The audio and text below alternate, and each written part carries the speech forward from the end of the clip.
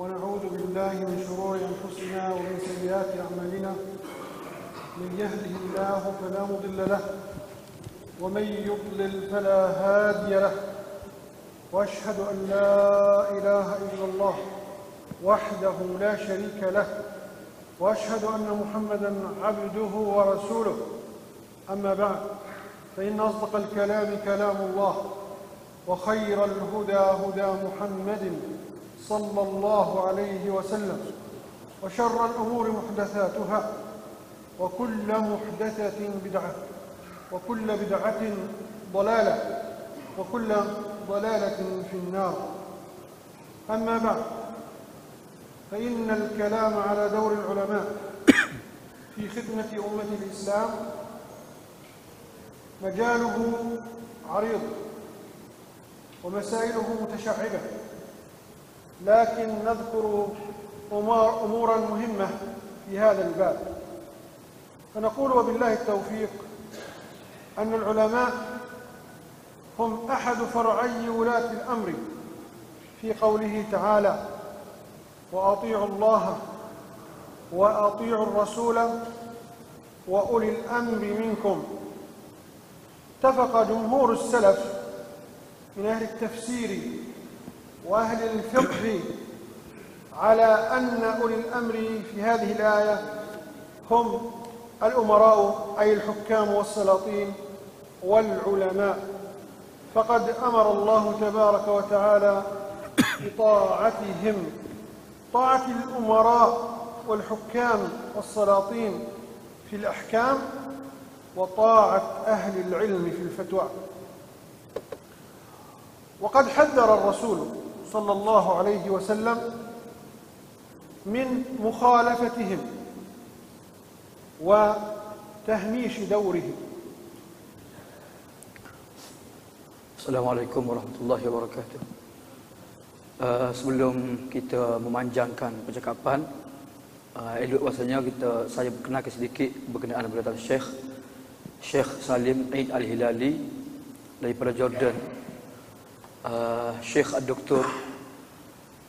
Salah seorang ulama hadis daripada Jordan, dan beliau penulis buku-buku, kitab-kitab syarah hadis, dan beliau salah seorang murid kanan kepada Allamah Albani, muhaddis al-asr, ulama hadis zaman sekarang, zaman moden. Tajuk perbincangan ataupun syarahan Syekh pada malam ini ialah jasa ataupun kesungguhan ulama dan khidmat mereka kepada ummah. Kalau kita nak baca ataupun nak perincikan tajuk ni memang panjang lebar lah. Cuma insya-Allah kita akan sebut contoh-contoh dari beberapa perkara berkenaan dengan tajuk ni. Yang pertama sekali, firman Allah, wa atiullaha wa atiur rasul wa ulil amri minkum. Allah menyuruh orang-orang yang beriman supaya patuh kepada Allah, kepada Rasul dan orang-orang ulil amri di kalangan mereka. Ulama menyebut bahawasanya ulil amri ini dua cabar. Yang pertamanya pemerintah, dan yang keduanya ialah alim ulama. Kita wajib mematuhi pemerintah pada keputusan mereka, perintah mereka. Dan kita juga perlu patuh kepada alim ulama pada fatwa-fatwa mereka. Nabi SAW memperingatkan supaya kita tidak menyalahi kedua-dua mereka ini, alim ulama dan pemerintah. فقد حذر النبي صلى الله عليه وسلم من تهميش دور العلماء أو فقد العلماء أو عدم طاعة أهل العلم إذا أمروا وإذا علموا وإذا أفتوا بما فيه طاعة الله وطاعة رسول الله صلى الله عليه وسلم. ففي الصحيحين من حديث عبد الله بن عمرو بن العاص رضي الله عنهما قال: قال رسول الله صلى الله عليه وسلم: إن الله لا ينتزع العلم انتزاعا بعد إذ أعطاكموه ولكن يقبض العلماء حتى إذا لم يبق عالم اتخذ الناس رؤوسا جهالا فسئلوا فأفتوا برأيهم فضلوا وأضلوا. وفي رواية فسئلوا فيفتون بغير علم فأضلوا وأضلوا. هذا الحديث أخرجه الإمام البخاري في كتاب العلم وكتاب الفتن. قال العلماء: أخرجه الإمام البخاري في كتاب العلم من صحيحه وفي كتاب الفتن من صحيحه ليدل أن رفع العلم وأن قبض العلماء يورث الفتن والعياذ بالله تبارك وتعالى. Allah Subhanahu wa taala dan Nabi kita sallallahu alaihi wasallam memperingatkan supaya kita tidak memadamkan peranan para ulama kepada ummah ini. Dalam satu hadis Nabi menyebut sesungguhnya Allah tidak mengangkat ilmu, tidak mencabut ilmu, tetapi Allah Taala menghilangkan ilmu ini dengan cara mematikan alim ulama. Sehingga apabila alim ulama dimatikan, diwafatkan, maka manusia mengambil orang-orang jahil sebagai pemimpin-pemimpin mereka. Bila mereka ditanya, diminta fatwa, maka orang jahillah akan mengeluarkan jawapan, memberi fatwa. Akhirnya mereka sesak dan menyesatkan orang lain. Imam Bukhari rahmatullah alaih meriwayatkan hadis ini dalam dua bab, dua kitab. Satunya Kitabul Ilm, yang keduanya Kitab Al-Fitan. Maksud Imam Bukharinya dua perkara lah. Yang pertama sekali nak menyatakan tentang peranan penting ulama kepada masyarakat. Dan yang keduanya, bila hilangnya ulama, maka timbulnya fitnah yang banyak kepada masyarakat. Dan ini tanda dekatnya kiamat. وفي هذا الحديث يبين الرسول صلى الله عليه وسلم أن العلماء إذا فقدوا وأن العلماء إذا همشوا وأن العلماء إذا أبعدوا فإن البديل لهم هم الجهال والضلال. العلماء يفتون بالعلم، يفتون بقال الله قال رسوله صلى الله عليه وسلم، وينشرون فتاوى أهل العلم من الصحابة والتابعين والأئمة الأربعة وغيرهم، بينما الجهال والعياذ بالله لا يفتون بقال الله وقال رسول الله صلى الله عليه وسلم، لأنهم لا يعرفون قال الله وقال رسوله ولا يعرفون آثار الصحابة والتابعين ومن تبعهم، وإنما يفتون بغير علم، لأنه إذا سئل هذا غير العالم يستحي أن يقول لا أعلم، بينما العالم إذا سئل عن مسألة وقال وعرف أنه لا يعلم هذا الأمر قال لا أعلم.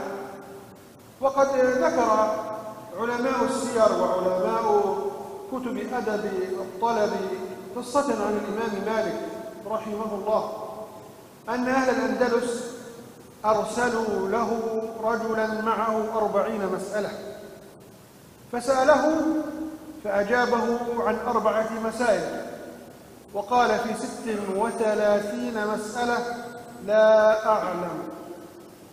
فلما قال له هذا الرجل ماذا أقول لأهل الأندلس؟ قال قل له مالك لا يعلم وهو إمام دار الهجرة رحمه الله، فلو كان غيره لأفتى في 40 وزيادة، ولكن العلماء يفتون بعلمهم والجهال يفتون برأيهم، نسأل الله السلامة. Dalam hadis ni Nabi SAW menyebut apabila ulama diketepikan ataupun dinafikan peranan mereka, maka gantinya manusia akan mengambil orang-orang jahil sebagai pemimpin, sebagai tempat bertanya mereka. Sebab alim ulama akan memfatwa berdasarkan kepada firman Allah.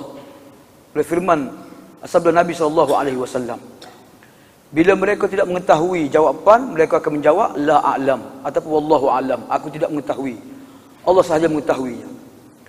Dalam buku-buku sejarah dan kitab-kitab sirah disebut tentang cerita Imam Malik rahimahullahu taala ketika mana Ahlul Andalus, penduduk Andalus menghantar wakil mereka untuk bertanya soalan, 40 soalan. Imam Malik hanya menjawab 4 soalan sahaja. Kemudian 30 soalan lagi, Imam Malik kata la a'lam, aku tidak mengetahuinya, ataupun wallahu a'lam, Allah sahaja lebih mengetahui. Lalu wakil ini kata, apa aku nak jawab kepada penduduk Andalus tentang soalan-soalan ni? Imam Malik kata, beritahu mereka Imam Malik tidak mengetahuinya. Imam Malik la ya'lam.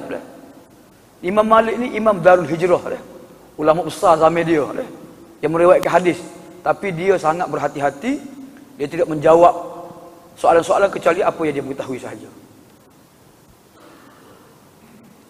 ولذلك فإن هناك صراع في الحقيقة في الواقع بين الجهال وبين العلماء.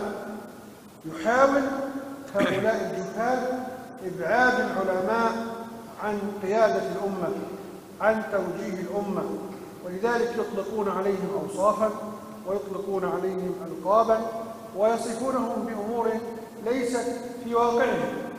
فمن ما يطلق في هذا الزمان على العلماء يقولون العلماء لا يعرفون واقع الأمة لأنهم لا يتابعون أحوال الأمة ولا يحللون أحوال الأمة ولا يألمون لواقع الأمة، فهذا تشويه لواقع العلماء. فإذا لم يكن العلماء يعرفون واقع الأمة فمن الذي يعرف واقع الأمة؟ Sebenarnya keadaan semasanya berlaku pertembungan antara alim ulama dengan orang jahil. Orang jahil ni mereka cuba menjauhkan masyarakat daripada alim ulama. Dan mereka menafikan peranan-peranan ulama dalam masyarakat, dalam negara. Bahkan mereka memberi gelaran-gelaran buruk kepada ahli ulama. Mereka kata ulama ni tak reti, tak memahami keadaan semasa, tak boleh nak menyelesaikan masalah negara. Dia ahli ulama ni kolok, macam-macam lah. Jadi ni cara mereka untuk menjauhkan masyarakat daripada ulama. Jadi akhirnya manusia tidak memandang dan tidak menghormati ahli ulama, dan mereka lebih dengar pada pemimpin-pemimpin mereka ataupun hawa nafsu orang jahil ni. Jadi itulah yang berlaku. Jadi label-label yang mereka letakkan supaya orang menjauhi alim ulama. وبعضهم يصف العلماء بأنهم همهم محصور في العلم ولا يقومون بواجب الدعوة إلى الله تبارك وتعالى. وهذا الكلام يا إخواني من أغرب ما سمعناه في هذا الزمان. فإن سيد العلماء محمد صلى الله عليه وسلم هو إمام الدعاء. قال الله تبارك وتعالى قل هذه سبيلي أدعو إلى الله على بصيرة أنا ومن اتبعني وسبحان الله وما أنا من المشركين. ففي هذه الآية يخبر الله عن رسوله أنه هو القائم بأمر الدعوة، وأنه يدعو إلى الله على بصيرة، وأن من اتبعه هم كذلك يقومون بالدعوة على بصيرة. ومن هم ورثة الأنبياء؟ أليس العلماء هم ورثة الأنبياء؟ كما قال النبي صلى الله عليه وسلم العلماء ورثة الأنبياء. إن الأنبياء لم يورثوا دينارا ولا درهما ولكن ورثوا العلم، فمن أخذه فقد أخذ بحظ وافر. Antara gelaran ataupun label masyarakat kepada ahli ulama ni, mereka kata ahli ulama ni cara mengajar kitab saja ya. Dah. Tak melaksanakan dakwah kepada Allah dan Rasul kepada Allah lah. Jadi mereka duk mengajar kitab, belek kitab, mengajar kitab. Jadi ini tuduhan mereka terhadap alim ulama. Sedangkan ketua sayyid ni penghulu pada ahli ulama ni Rasulullah lah sallallahu alaihi wasallam. Nabi lah orang yang melaksanakan dakwah kepada Allah. Qul hadhihi sabili ad'u ila Allah ala basiratin ana wa man ittaba'ani.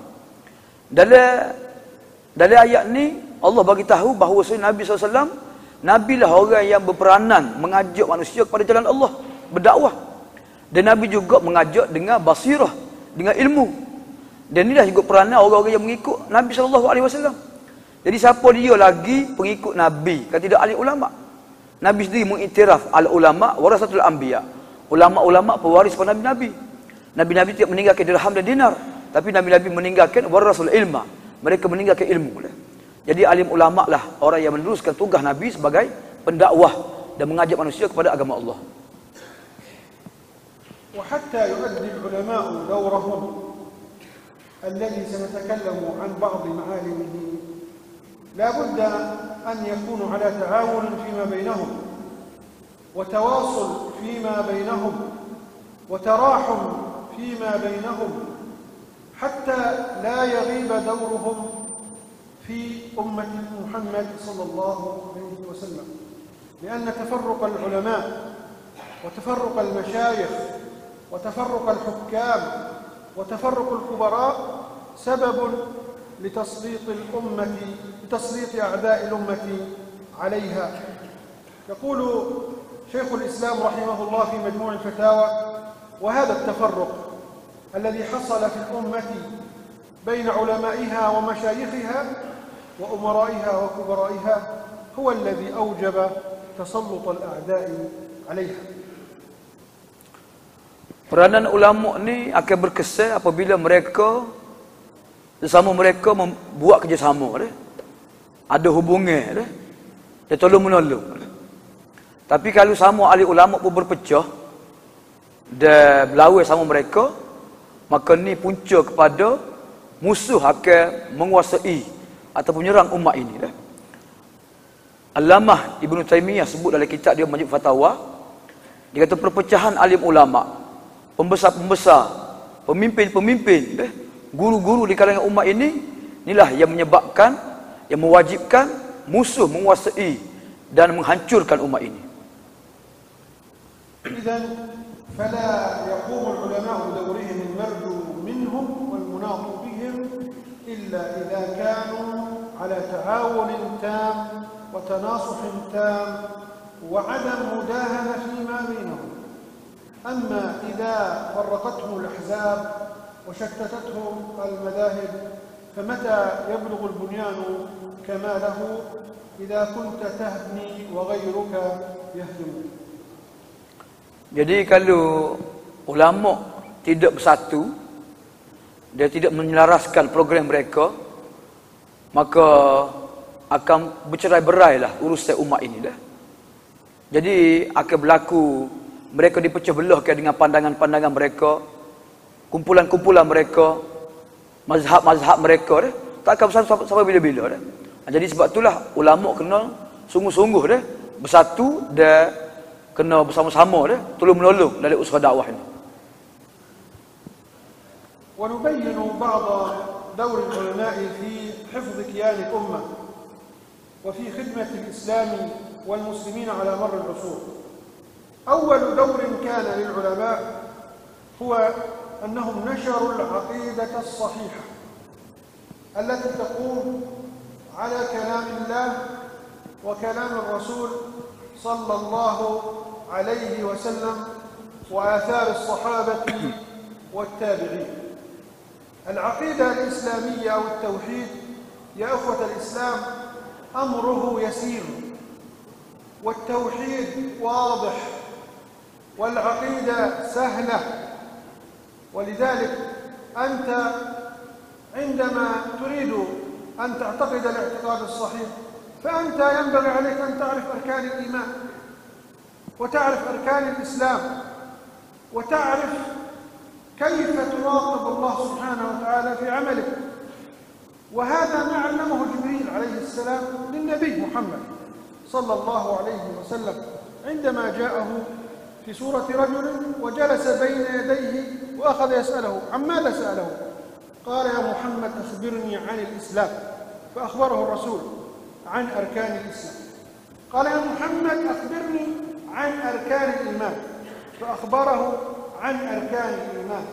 ثم قال أخبرني عن الإحسان، وهذا الإحسان هو مقام تواصل مع الله، مقام القرب من الله، أن تشعر بأنك قريب من الله، وأن تراقب الله كأنه يراك وكأنك تراه، فإن لم تكن أنت ترى ربك في هذه الدنيا وسوف تراه في الآخرة إن كنت من المؤمنين من المحسنين الموحدين، فاعلم أنه يراك.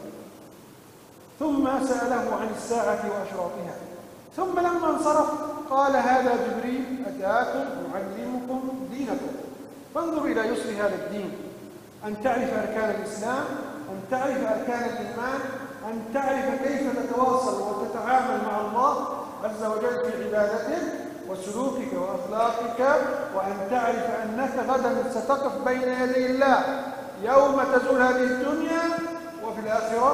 هذا هو الدين، هذا جبريل أتاكم يعلمكم دينكم. Okey, peranan ulama sepanjang zaman dia. Banyak peranan ulama dia. Antaranya yang paling penting sekali ialah ulama menyampaikan tentang akidah yang sahihah, akidah yang benar dia.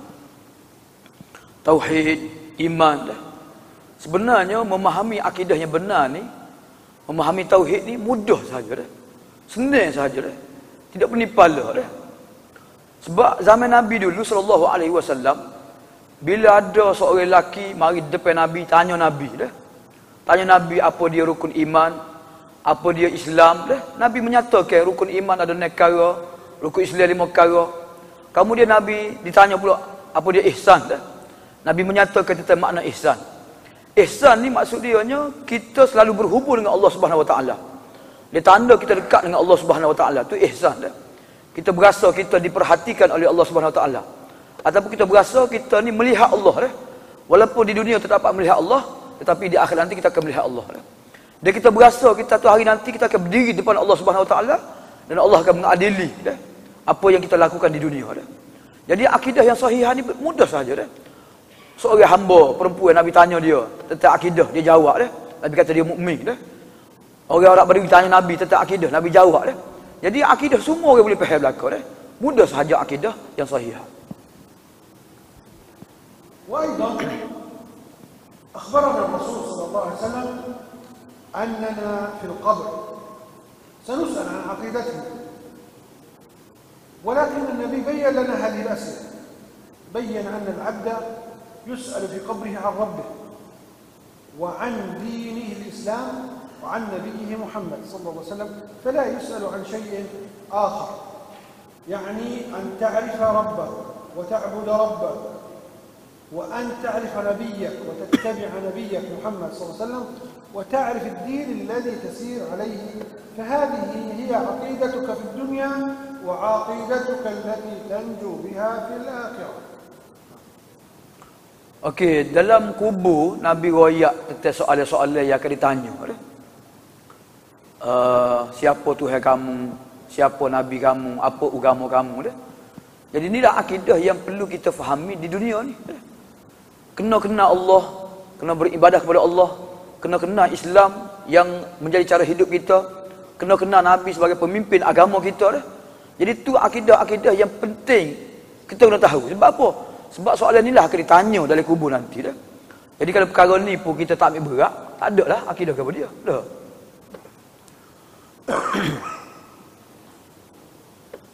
وأيضا قام العلماء بالرد على الفرق الضالة التي خرجت تريد إفساد الإسلام وإفساد الدين وإبعاد الناس عن دينهم المنزل على رسول الله صلى الله عليه وسلم. وأول الفرق التي نبغت في هذا الدين هم الروافض والخوارج، وقد قام أهل العلم بالرد عليهم وبيان خطئهم وضلالهم. وما قامت فرقة الخوارج وفرقة الروافض إلا بكيد من اليهود. الذي قاد هذا الكيد هو عبد الله بن سبأ المعروف بابن السوداء، وهو يهودي من صنعاء اليمن، دخل الإسلام وأظهر الدين وأراد أن يفسد الإسلام، فأول ما أنشأ فرقة الروافض، ثم أنشأ فرقة الخوارج، فقام الصحابة رضوان الله عليهم ردوا عليهم. قد رد عليهم علي رضي الله عنه أمير المؤمنين، رد على الخوارج ورد على الروافض. ثم قام ابن عباس رضي الله عنه ورد عنه في مناظرة معروفة في كتب العقيدة. ثم ابن مسعود رد عليهم، وكثير من الصحابة ردوا عليهم وبينوا ضلالهم. إذن العلماء يقومون ببيان الفرق الضالة، الفرق المنحرفة عن دين الله وعن كتاب الله وعن سنة رسول الله صلى الله عليه وسلم. Antara peranan penting ulama juga kepada umat ini ialah mereka bertanggungjawab menjelaskan tentang kumpulan-kumpulan yang sesat, kumpulan-kumpulan yang menyeleweng, yang terpeso pada agama. Antara kumpulan grup yang mula-mula timbul dalam Islam ni lah dua kumpulan lah, Syiah Rawafid dengan Khawarij. Yang mana kedua-dua kumpulan ni sebenarnya di belakang mereka ada orang Yahudi, iaitu Abdullah bin Sabah yang berasal dari Sana'a, Yaman. Jadi dia dari Yaman, dari Sana'a dia pergi ke Madinah, kemudian dia pura-pura menganut Islam, menzahirkan itu Islam. Akhirnya dia menyebarkan fahaman-fahaman dan menentang, nak merosakkan Islam. Jadi antara sahabat-sahabat yang berperanan, yang menolak, yang menjelaskan kesatuan mereka, Ali bin Abi Talib, Amirul Mukminin. Kemudian Ibnu Abbas radhiyallahu anhu, Ibnu Mas'ud. Jadi Ibnu Abbas, jawapan Ibnu Abbas dan perbincangan Ibnu Abbas dengan Syiah Rawafid ni jelas dalam kitab-kitab akidah. Dia royak berkenaan kesatuan mereka, dia memberi jawapan kepada kesatuan mereka. Jadi inilah peranan besar ahli ulama menjelaskan kumpulan-kumpulan yang sesat dan pegangan-pegangan mereka, dan macam mana nak menolak akidah-akidah mereka yang salah. Jadi nak memulihkan semula akidah umat ini kepada akidah yang benar. ومن الدور الذي قام به العلماء في خدمة الأمة محمد صلى الله عليه وسلم على مر التاريخ أنهم هم الذين كانوا يقودون ويشجعون الحكام في الجهاد الشرعي ضد أعداء الله وضد أعداء الأمة. وأذكر لكم مثالا أو مثالين. عندما غزا التتار المشرق الإسلامي ودمروا مدينة بغداد، اجتمع المماليك في مصر، وكانت دولة المماليك يومئذ، وقالوا لا بد أن نواجه التتار. وكان على رأس السلطنة السلطان قطز وبيبرس، فقالوا نريد أن نفرض على الناس ضريبة. فلما سمع العز بن عبد السلام رحمه الله، وهو من أئمة المذهب الشافعي رحمه الله، قال للمماليك لا تجبرون الناس على الضريبة إلا بعد أمر، وهو قالوا ما هو؟ قال أن تخرجوا الأموال التي في خزائنكم الخاصة وتضعوها في بيت مال المسلمين، فإذا نقص بيت مال المسلمين عندئذ تفرضون الضريبة. فجاءوا بكل الأموال ووضعوها في بيت مال المسلمين. قالوا الآن نريد أن نفرض ضريبة. قال لا، أنتم مماليك، يعني ليسوا أحرارا، والمملوك لا يقود الأمة. فقالوا ماذا نفعل؟ قال أريد أن أبيعكم. فباعهم في السوق، ثم حررهم الناس وأطلقوهم لوجه الله تبارك وتعالى. وعندئذ قاد معهم المعركة وانتصروا في المعركة المشهورة في التاريخ في عين جالوت، نصرهم الله على التتار نصرا مؤزرا مبينا. Ini cerita Syekh lah. Antara peranan ulama juga, ulama lah yang mendorong pemerintah supaya berjihad melawan musuh-musuh ni. Ketika mana kerajaan Mesir kerajaan Mamalik berhadapan dengan kerajaan Tatar Jadi kerajaan Mamalik dia nak mengenakan cukai yang tinggi kepada rakyat. Sebab apa? Sebab nak guna cukai ni dah, nak beli senjata, nak lawan dengan musuh. Jadi Izzuddin Abdul Salam, salah seorang ulama besar dalam mazhab Syafi'i, dia kata tak boleh.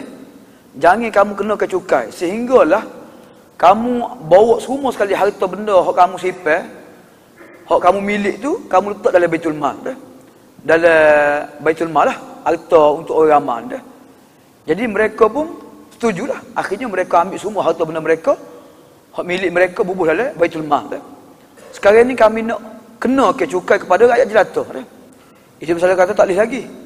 Sebab mu sendiri tu hamba. Waktu mu jadi raja, mu ni hamba.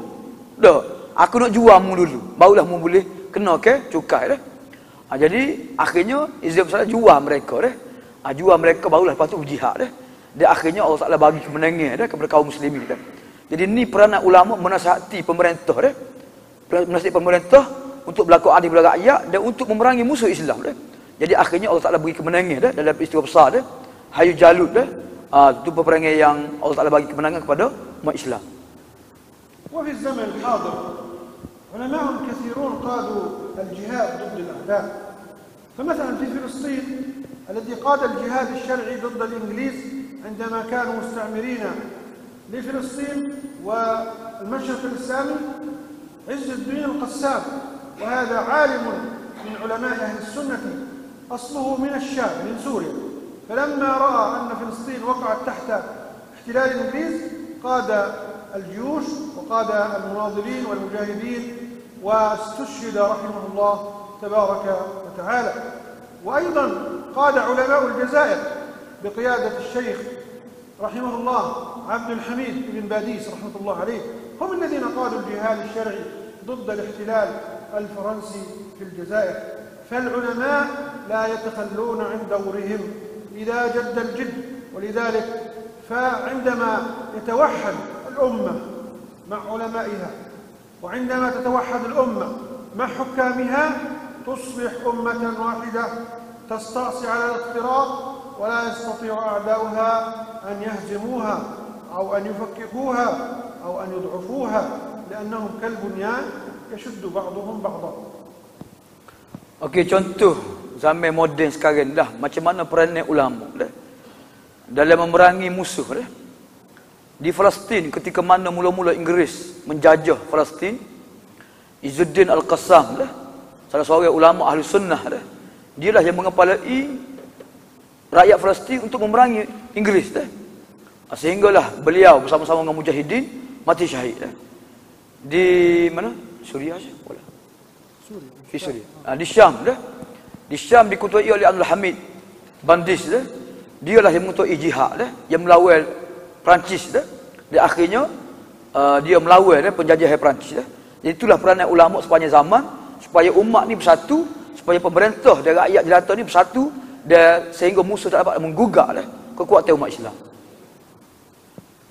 والعلماء يهتمون بالدعوة إلى الله وإصلاح المجتمع.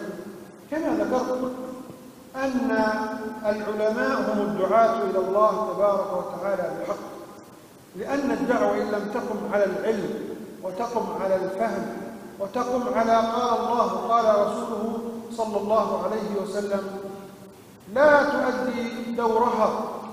إذا قام العوام، إذا قام الجهال، إذا قام الذين لا يعلمون بدور الدعوة إلى الله تبارك وتعالى فإلى أي شيء يدعون، إلى شيء يصلحون. ولذلك فإن العلماء عندما يرون خللا وعندما يرون منكرا وعندما يرون شرا في هذه الأمة يقوموا بالدعوة إلى تغييره حسب القدرة كما قال النبي صلى الله عليه وسلم: من رأى منكم منكرا فليغيره بيده، فإن لم يستطع فليغيره بلسانه، فإن لم يستطع فبقلبه وذلك أضعف الإيمان. وأذكر لكم قصة حدثت في بلد الأردن في سنة من السنوات. أشار بعض الناس على الملك حسين ملك الأردن رحمه الله بأن يجعلوا له تمثالا في وسط عمان عاصمة الأردن. فلما سمع الشيخ ابن باز رحمه الله بهذا الأمر كتب رسالة وبعثها مع أحد مبعوثيه إلى الملك حسين رحمه الله. فلما قرأها الملك حسين استجاب ورفض أن يقيموا له تمثالا في وسط عمان. فلما بلغ ذلك الأمر إلى الشيخ ابن باز أرسل له رسالة يشكره ويذكره بالله عز وجل ويشجعه على تطبيق الشريعة حسب ما جاء في سنة الرسول صلى الله عليه وسلم. وبخاصة أن هذه العائلة التي تحكم في بلاد الأردن تنتسب إلى محمد، تنتسب إلى آل البيت من آل محمد صلى الله عليه وسلم. فانظروا يا إخواني، العلماء إذا رأوا منكرا، إذا رأوا فسادا، إذا رأوا ضعفا مباشرة يقومون بالأمر بالمعروف والنهي عن المنكر. لكن ليس من شرط أمر العلماء ونهي العلماء أن يفعلوا ضجة وأن يعلنوا في الإعلام وأن يعملوا مظاهرات أو ينشروا هذا.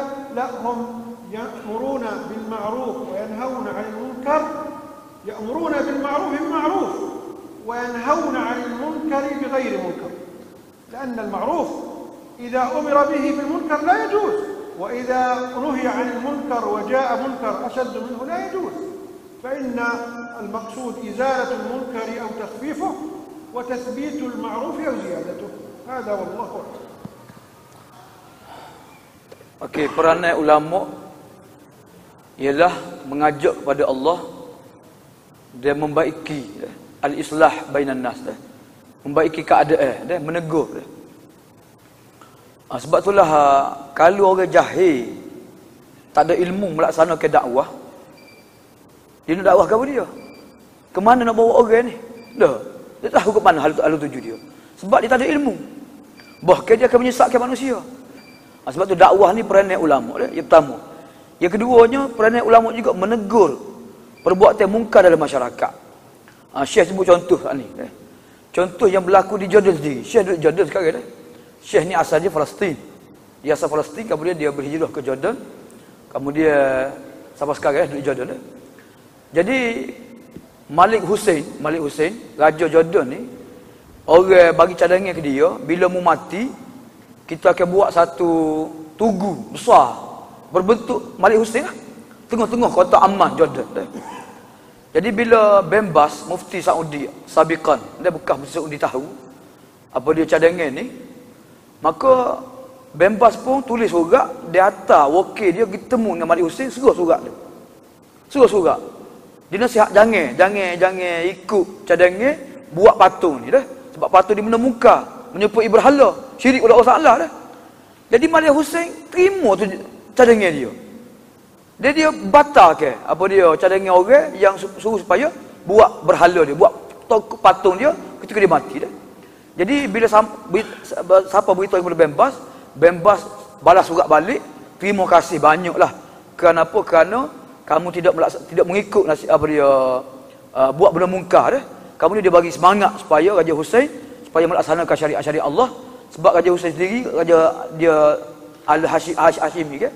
Dia nisbahkan diri mereka kepada keluarga Nabi sallallahu alaihi wasallam.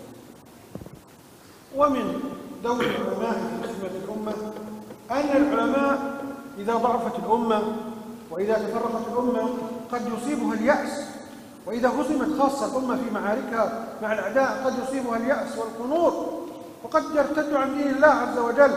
لكن العلماء يثبتونها ويصبرونها ويبينون لهم أنهم إذا رجعوا إلى الله والتزموا بكتاب الله وسنة الرسول صلى الله عليه وسلم سينصرهم. وقد ذكر التاريخ في معركة شقحف في دمشق بين المسلمين وبين التتار أن التتار لما هزموا المسلمين في دمشق بدأ شيخ الإسلام ابن تيمية يجمعهم ويثبتهم، وقاد المعركة مع الأمراء بنفسه، وكان يقول لهم: إن ستنتصرون إن شاء الله. فيقول له: تحقيقا أم تعليقا؟ الناس يسألونه: تحقيقا أم تعليقا؟ يقول لهم: تحقيقا، أنكم ستنتصرون تحقيقا بإذن الله عز وجل، لأن كلماتكم اجتمعت وجهودكم اجتمعت وأصبحتم على قلب رجل واحد. انظروا يا إخواني إلى دور العلماء في نصرة الأمة وفي توحيد الأمة وفي خدمة الأمة. فالعلماء لا يريدون من الأمة شيئا، إنما يريدون للأمة أن تصبح خير أمة أخرجت للناس، كما قال الله عز وجل: كنتم خير أمة أخرجت للناس تأمرون بالمعروف وتنهون عن المنكر وتؤمنون بالله. هذا ما أحببته في هذه الأمسية الطيبة، في هذا المسجد الطيب المبارك، في هذه الولاية الطيبة المباركة من بلاد ماليزيا المسلمة. أسأل الله عز وجل أن يحفظ هذه البلاد ويحفظ أهلها ويحفظ أمنها وأمانها، وأن يزيدهم من فضله، وأن يجمع قلوبهم جميعا على طاعة الله وطاعة رسول الله صلى الله عليه وسلم. وآخر دعوانا أن الحمد لله رب العالمين. Peranan akhir yang Syekh sebut tadi, ulama juga memulihkan semangat dah. Apabila umat ni berputus asa, lemah semangat dah, tidak jumpa hala tuju, maka ulama lah berperanan untuk memulihkan semangat mereka dan menghalang mereka daripada murtad pada agama dah. Tengok Syekhul Islam Ibnu Taimiyah dah, waktu mana penduduk di Iraq ni lemah dah, berserah diri kepada Tatar dah, kalah dah. Tapi akhirnya Syekhul Islam kumpulkan mereka, bagi semangat kepada mereka supaya bersatu dengan pemimpin-pemimpin dan bagi semangat kepada mereka supaya berjihad dah. Dan bahkan Syekhul Islam sendiri, dia memimpin umat ni berperang bersama-sama dengan pemerintah melawan Tatar, akhirnya kalah Tatar dah. Ini peranan umat dah. Jadi ulama hanya nak kebaikan supaya umat ni menjadi sebaik-baik umat dah. Kuntum khaira ummatin ukhrijat linnas. Kamu sebaik-baik umat yang dikeluarkan untuk manusia dah. Supaya umat ni bersatu, supaya umat ni kuat, supaya umat ni kembali pada pegangan agama mereka dah. Jadi di akhir ucapan Syekh saat ni, Syekh doalah supaya negara Malaysia ni negara yang aman, negara yang bersatu dan negara yang kembali pada agama, supaya Allah Taala bagi rahmat pada kita semualah. Itu saja. Aku qauli hadza wa astaghfirullah li wa lakum. Assalamualaikum warahmatullahi wabarakatuh. Subhanallah wa bihamdihi.